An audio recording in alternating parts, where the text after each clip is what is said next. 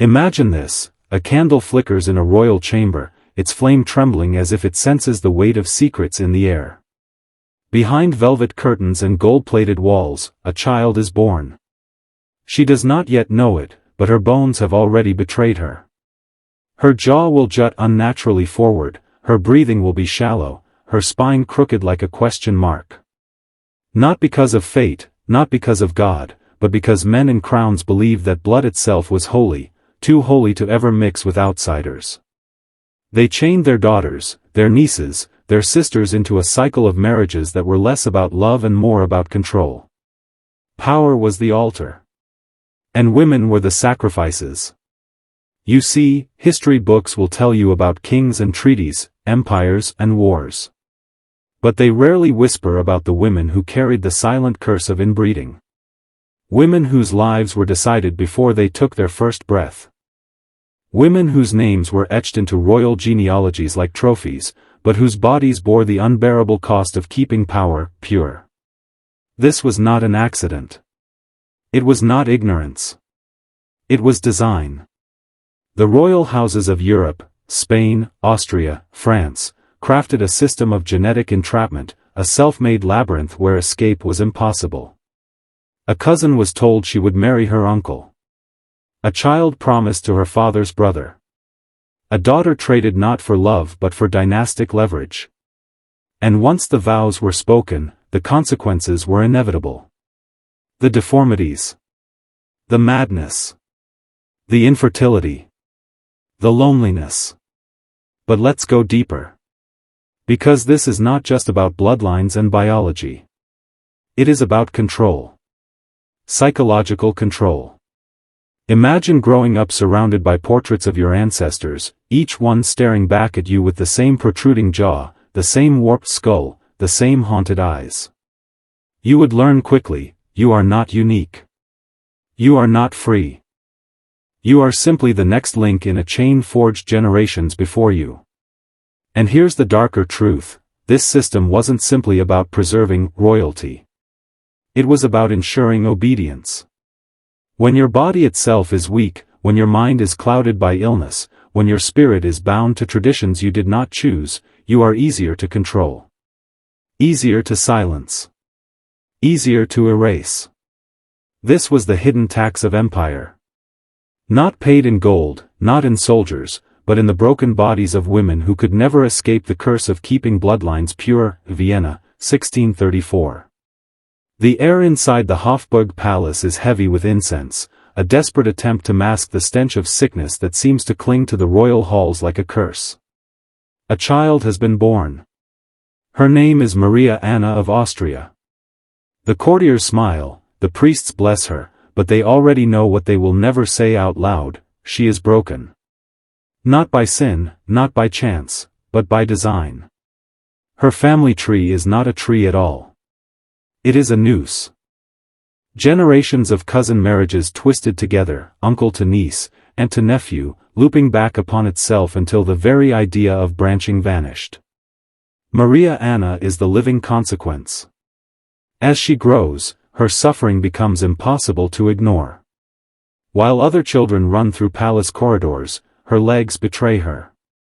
Her spine curves until standing upright feels like a battle against gravity itself. Her jaw juts forward so violently that even eating becomes an ordeal. Every meal is a ritual of exhaustion, meat cut into tiny fragments, chewed carefully, swallowed with effort. Breathing itself feels like a task given by cruel gods. But the physical torment is only half of it. Imagine this: you walk through your home, surrounded by portraits of ancestors, each one a mirror reflecting back the deformities you carry. Here is your uncle with the same twisted jaw. There is your grandmother with the same bent spine. Each painted face whispers a truth you cannot escape: your suffering is inherited. You are not an accident. You are a continuation. The physicians come, cloaked in the authority of medicine, yet they do not speak truth. They bleed her, they pray, they murmur about mysterious ailments and God's will. But never do they admit what they all know: her pain is not divine punishment, it is the cost of obsession. The obsession to keep power concentrated, bloodlines untainted, empires unchallenged. And the worst cruelty? She becomes a specimen. Her body, her illness, her deformities, all reduced to clinical observation. She is not treated as a woman but as an experiment in the consequences of royal arrogance. Suitors recoil when they see her, negotiations dissolve, and she is left unwed, not by choice, but by circumstance. Even in a world where marrying your cousin was normal, she was too visibly marked by the curse. At only 32 years old, Maria Anna dies. But her death certificate does not tell the truth. It lists ailments. Fever. Weakness. Nothing more. The truth is unwritten, she died of her bloodline. She died because empires believed purity mattered more than humanity. And her story is not unique. It is a pattern. A design. A system. Spain, 1479. The palace bells toll in celebration. A daughter is born to Ferdinand and Isabella, the Catholic monarchs who expelled Jews and Muslims, who funded Columbus, who forged an empire drenched in divine approval. Her name is Joanna. History will call her Juana la Loca, Joanna the Mad.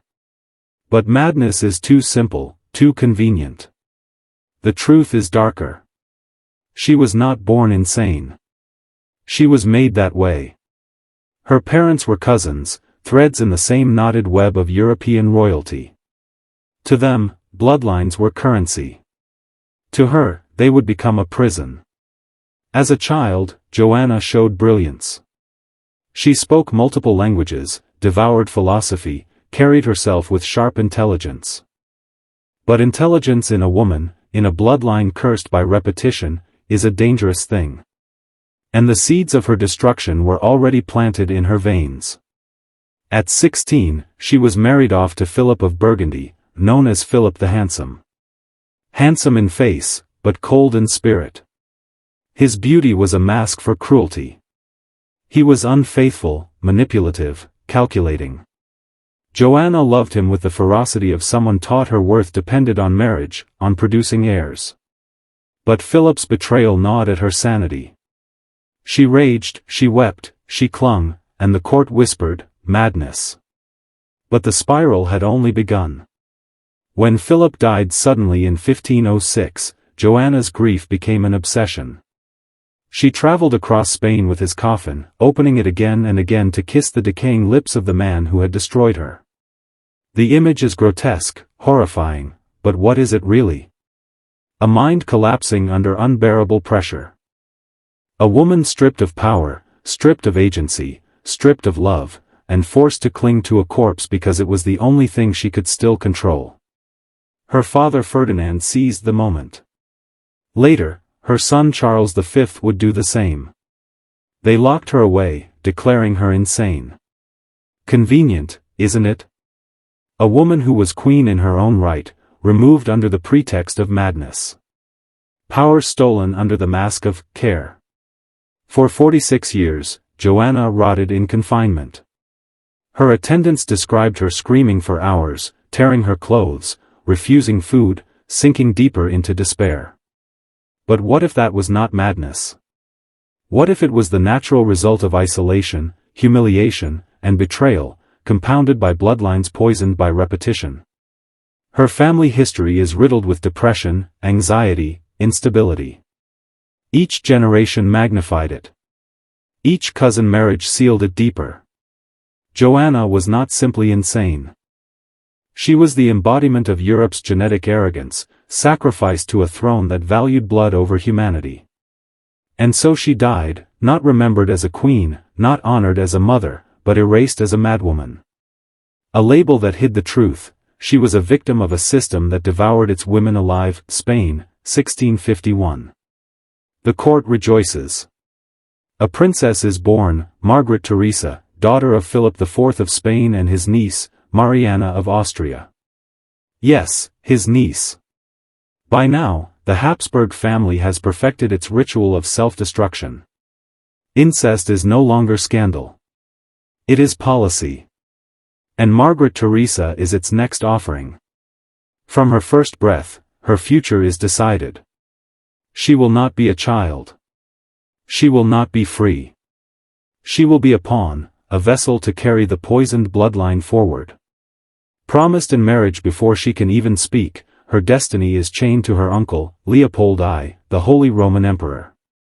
Think about that, she is born into the world already engaged to her father's brother. The painter Diego Velázquez captures her childhood in portraits, paintings praised as masterpieces of art. But look closer. Look past the golden gowns, the lace, the pomp. You will see it. A jaw already shifting forward. Eyes clouded with a strange vacancy. A body too fragile to bear the weight of empire. Velázquez paints her beauty, but he cannot conceal the curse. At 15, she is married. 15. Her uncle is 26. The marriage is celebrated across Europe, trumpeted as a triumph of diplomacy. But behind the music, behind the candles, behind the glittering halls, a young girl is being bound to a man twice her age, bound to the very bloodline that carved deformity into her body. She is expected to carry children immediately, to produce heirs as if her womb were the only measure of her worth. And so the nightmare begins. Her pregnancies come fast, one after another, and each one drains her like a thief stealing years from her life. A daughter who dies in infancy. A miscarriage. Another child, another funeral. And then, finally, a son, sickly, fragile, carrying the same curse that has haunted his mother. Each birth weakens her further. Each death carves another wound into her body and her spirit. The physicians record her decline like scholars studying a specimen. They note her seizures. Her inability to eat. Her breath that rattles as if her lungs are collapsing from within. But never do they write the truth, she is dying because her blood is too heavy with itself. Because her body has been used as the crucible for power's obsession with purity. At 21, Margaret Theresa is gone. Officially, the record says, fever. But the truth is clear, she died of the Habsburg blood.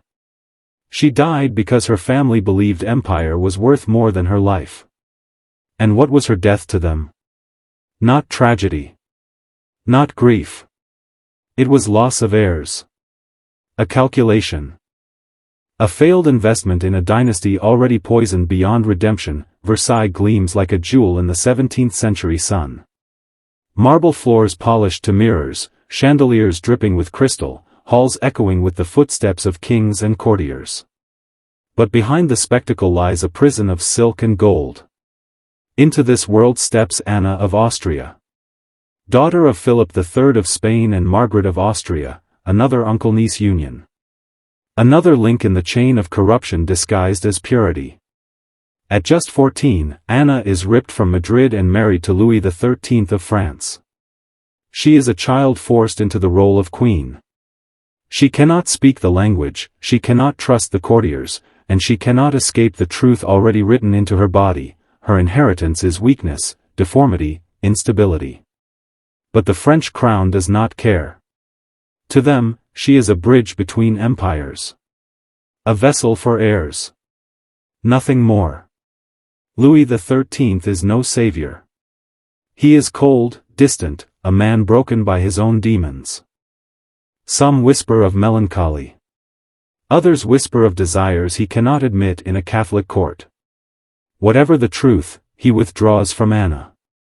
And the young queen, barely more than a girl, finds herself trapped in a hostile court, expected to bear children while her husband recoils from her touch. Pregnancy after pregnancy ends in tragedy. Miscarriage. Stillbirth. Infants who live only long enough to die in her arms. Each failure is blamed not on Louis, not on fate, but on Anna herself. Physicians cut her, bled her, starved her. They called her defective. They whispered of curses. They tore her dignity apart under the guise of treatment. And yet, what they refused to see was the obvious: Anna carried the Habsburg curse. The protruding jaw that made eating difficult. The anxiety that hollowed her spirit. The inherited fragility of a bloodline twisted in on itself until it produced only suffering. But in France, they did not see a victim. They saw a liability. Isolated, humiliated, Anna withdrew. She spent days locked away, praying obsessively, clinging to ritual as her only anchor. She avoided public appearances, too fragile, too broken to endure the whispers of the court. But still, the weight of expectation never left her shoulders. For 23 years she failed to produce an heir, and with each year, her worth diminished further in the eyes of the empire. And then, miracle. Against every expectation, she gave birth. Louis XIV, the Sun King. The court rejoiced, claiming it was divine intervention, a gift from God. But what was it really? A child born from blood too tightly wound, destined to carry the same curse, the same madness, the same weakness. Anna had delivered France its king. But at what cost? Decades of torment.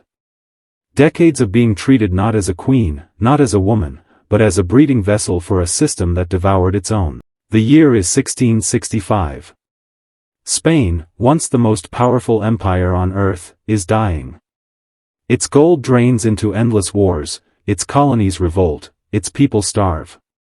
And at the heart of this decay sits a boy who should never have been born, Charles II of Spain. They called him El Hechizado, the Bewitched. But it wasn't sorcery that broke him. It was mathematics. Generation after generation of cousin marriages, uncle-niece pairings, double bloodlines, all collapsing into one fragile body. By the time Charles was conceived, his family tree was not a tree at all. It was a knot, choking itself. His parents, Philip IV of Spain and Mariana of Austria, were uncle and niece. That alone would have been enough to twist fate. But their own parents were also bound by incest. The result was not a king, but a human ruin. From birth, Charles was a spectacle of frailty. His head was grotesquely oversized, his jaw so distorted he could barely chew food. His tongue was swollen, leaving him unable to speak clearly until nearly 4 years old.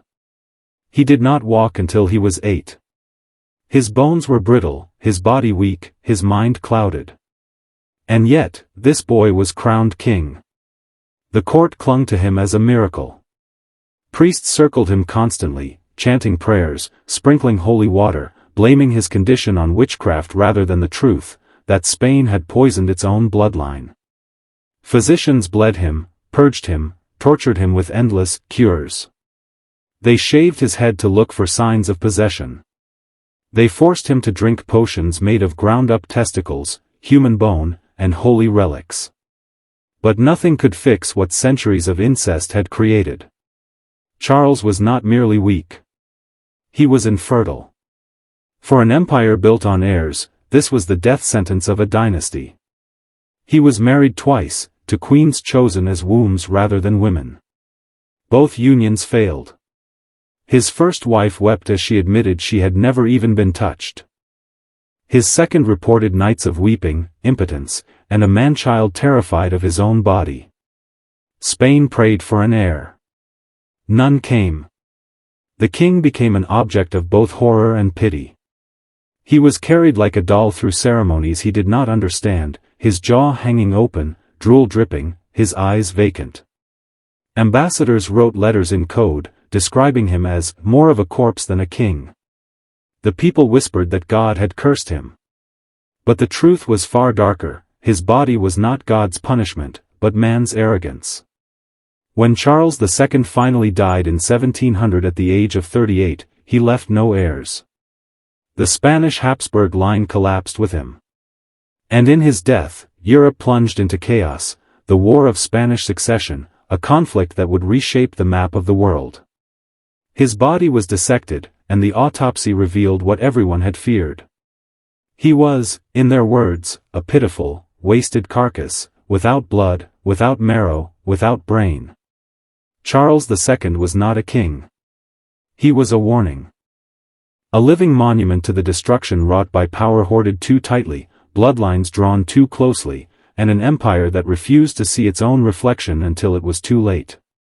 When Charles II's heart stopped in 1700, the silence did not last. Across Europe, bells tolled not in mourning but in anticipation. The king had died without an heir.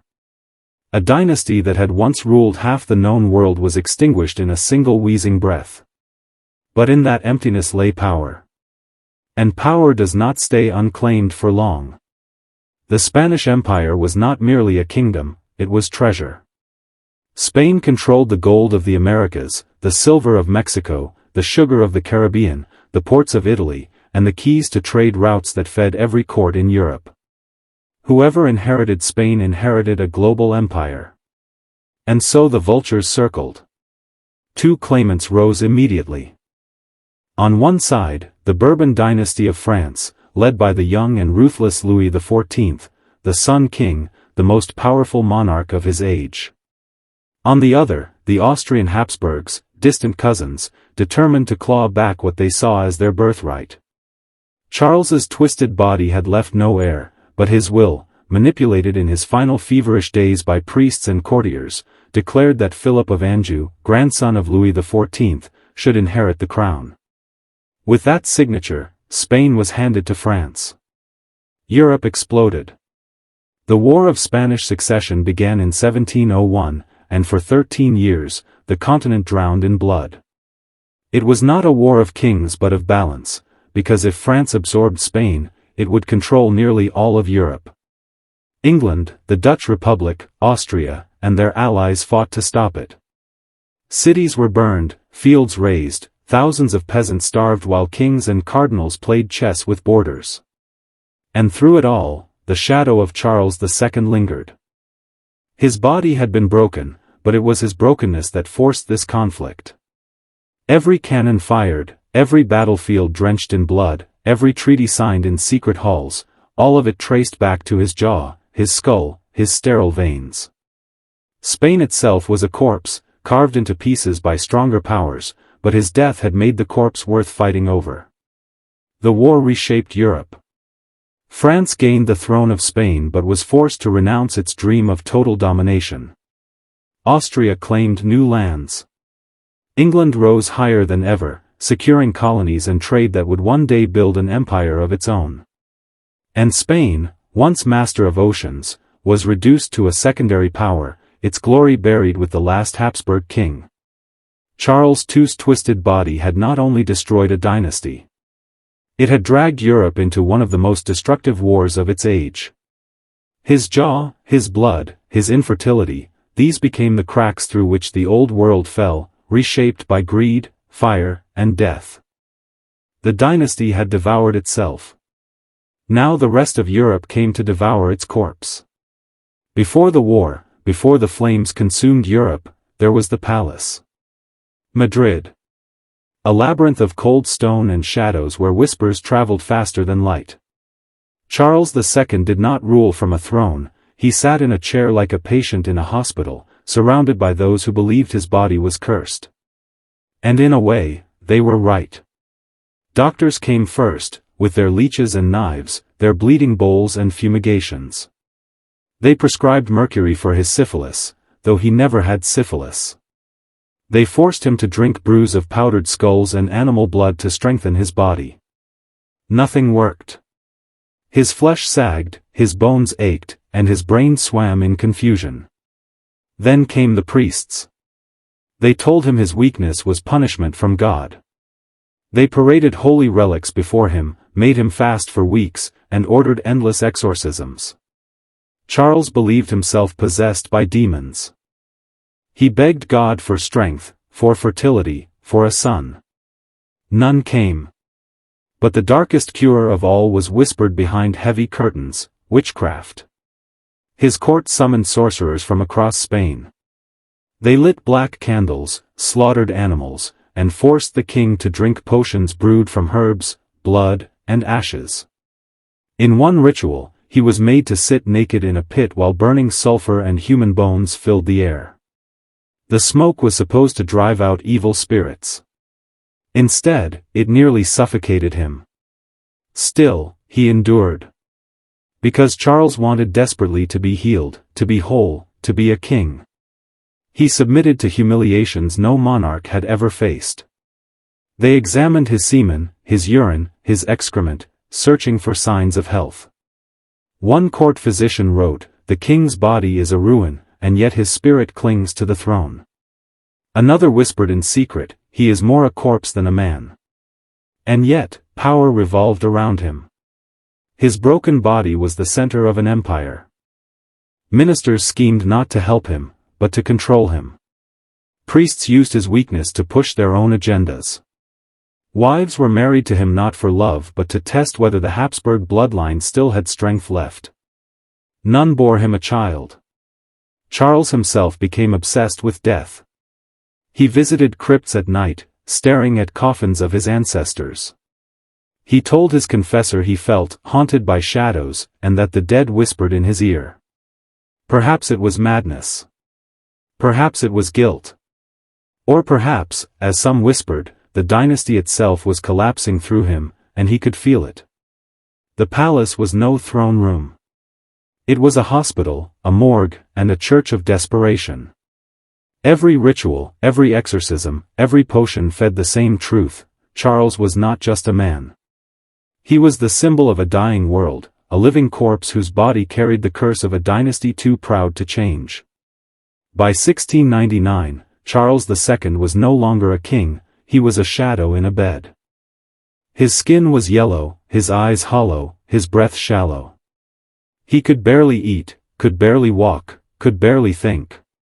Every day, priests stood around his bed, reading psalms, sprinkling holy water, pressing relics to his chest as if the bones of saints could keep him alive. The palace smelled of incense and rot. Charles whispered often of death. He asked his confessors whether the devil had marked him. He begged for salvation, for forgiveness, for strength he knew would never come. At times he screamed in the night, thrashing in terror, as if invisible hands pulled him from the world of the living. Servants swore they saw him speaking to figures no one else could see.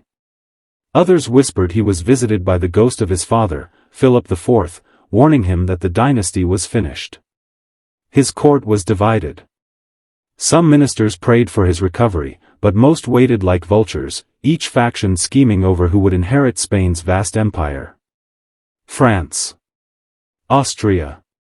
England. The map of Europe trembled over the bed of a dying king. And then, November 1, 1700, All Saints' Day. Charles II gasped his last breath. The court bells tolled, and Spain entered mourning. But the true horror was only beginning. The doctors performed an autopsy. What they found turned whispers into legend. His body was wasted, yes, but inside it told a nightmare story.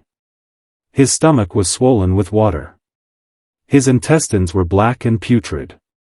His heart was, in their words, the size of a peppercorn. His lungs were corroded, filled with fluid. His head, when opened, seemed almost empty. Not a single drop of blood, one physician recorded, remained in his body. The rumors spread like wildfire, that Charles had been poisoned, that he had been cursed by witches, that his very blood was unnatural. The Habsburg dynasty, once the most powerful family in Europe, had ended with a man whose body was more ruin than flesh, more symbol than sovereign. But the darkest truth was simpler, and more terrifying. Centuries of inbreeding had hollowed out his veins, collapsed his heart, and shattered his mind. The empire that ruled half the world had destroyed itself from within, through pride, fear, and the refusal to change. Charles II died childless. The bewitched king. The man whose very existence was a slow-motion death sentence for a dynasty. And his corpse told the world what his face had always whispered, that bloodlines are not eternal, that power is mortal, and that even kings are haunted by the sins of their ancestors. The death of Charles II was not the end of a man, it was the collapse of a world. His final breath shattered the balance of power in Europe, and the silence of his tomb was replaced by the thunder of cannons. His childless death left Spain, with all its lands, ships, gold, and colonies, without a clear heir. And suddenly, Every king in Europe wanted a piece of the corpse.